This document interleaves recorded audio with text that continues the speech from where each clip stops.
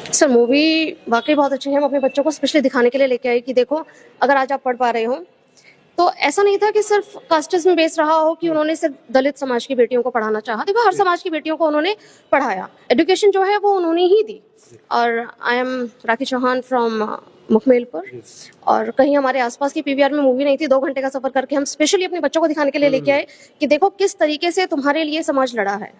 तो उस चीज को मैं बहुत लोगों से अपील करना चाहूंगी कि प्लीज आप लोग आइए और ये मूवी देखिए। जिस तरह से ब्राह्मण समाज इसका विरोध कर रहा था, क्या लगा आपको आपत्तिजनक इस वीडियो मूवी में? आपत्तिजनक देखिए कुछ नहीं है। अगर समाज शिक्षित होगा, पढ़ेगा तो वो तार्किक होगा, और ब्राह्मण समाज शायद तार्किक नहीं पसंद करता है।